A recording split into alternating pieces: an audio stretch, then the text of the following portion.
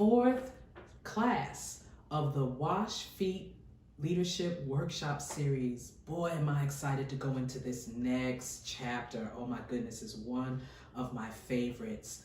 It was so important to understand how important it is to be planted, whether it's in ministry or business, where you know that you know that you know you are in your place called there, that you are in the right place at the right time, doing the right things with the right people, serving God with a fullness of joy. Because when you know that this is where you're to be planted, you are not up easily rooted. So our next chapter will be found on page 49, is what does it mean to be planted in the church or ministry or even a business? When I attached myself to Bishop Barbara Glanton, the very beginning of her ministry, I knew that I had a sure knowing in the depths of my spirit that I was to be a pillar in her ministry. I knew my assignment was to see that she acquired the building God had promised her for a church, community center, and other parts of the vision that God had given her. And it was so important for me to make sure that as one of her leaders, that I was setting the same examples that she was setting before the people. As I forestated in other sessions, this woman is a walking, talking vessel of the love of God. And I watched her love the lovely. I watched her love the unlovely. And I admired it so much because to me it represented the full grace and mercy that God gives to us. He loves us unconditionally, regardless of whether we acknowledge him, whether we accept him as our personal Lord and Savior. He died on the cross. He did all the finished works that was necessary to redeem us back to God. And to see a living example of that made me want to stand in my position in leadership to help represent that. So the first thing I did was memorized the vision. If you are serving with a servant leader, servant shepherd, or even if you're in a business, learn the mission statement of that business. Learn the vision statement of that ministry. When you do that, you become mission-minded, you become vision-minded, you become solution-minded, that when challenges and situations and circumstances come, you're open to hear from God, receive from God, and be able to look at circumstances and situations and be able to communicate with the leader what your thoughts are as to how you can propel that mission or vision forward. Developing healthy relationships with God and the servant leader is so vitally important. There is a great privilege and advantage to working with a servant leader, especially if you're building something from the ground floor.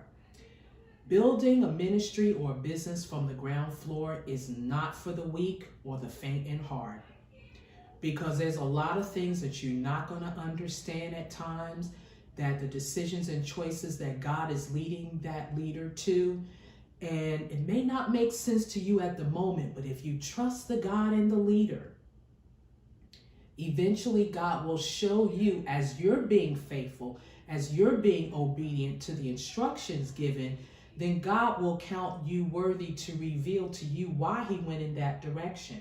And a lot of times you won't even see that until there's a fuller manifestation of that dimension of why the leader is going in that direction.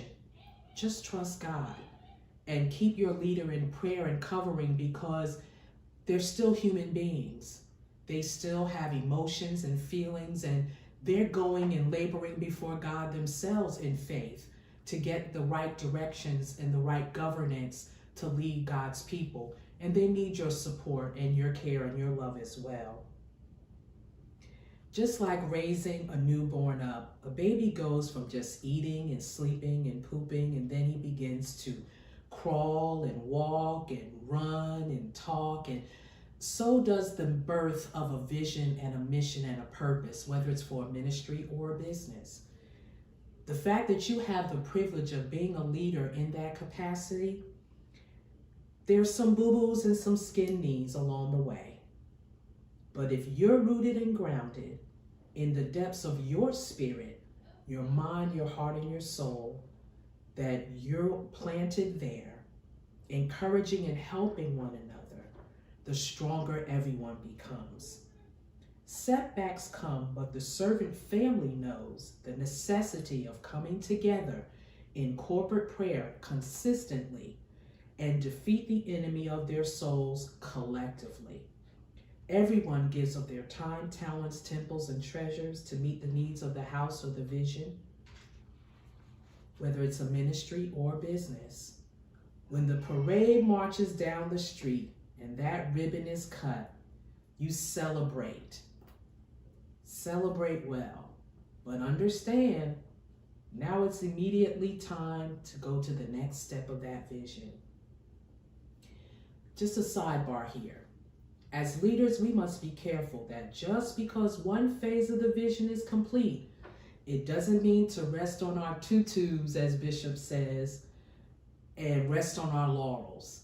It's time to go to the next phase and say, okay, now that we have that done, we've celebrated, what's our next move? What's our next step? This is when the enemy will try to come in and sift away from the work of the ministry. Those Sanballats and Tobiases found in Nehemiah, the 4th chapter and the 6th chapter. Those assignments may try to come up and creep in.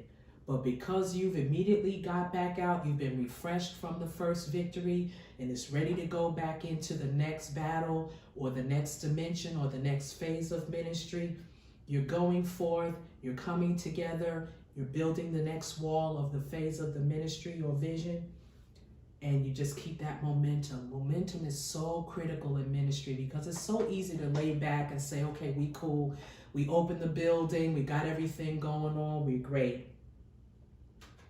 But what I do want to say, after all the distractions and different things that may happen, thank God for his grace and his mercy upon the next phase going forward.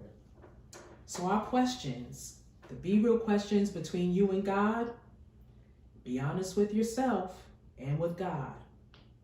Give 3 reasons why you know you are the planting of the Lord in the house or the business that you are presently connected. Question 2, give 3 things that has derailed you in ministry, and how did you recover? Number 3, what are some of the leadership lessons you have learned that makes you fruitful in ministry? Once again, I ask that you please follow the directions at the end of this video. And thank you so much for joining me again on this 4th installment of the Wash Feet Leadership series. And I look forward to seeing you on our next class. Have a great day.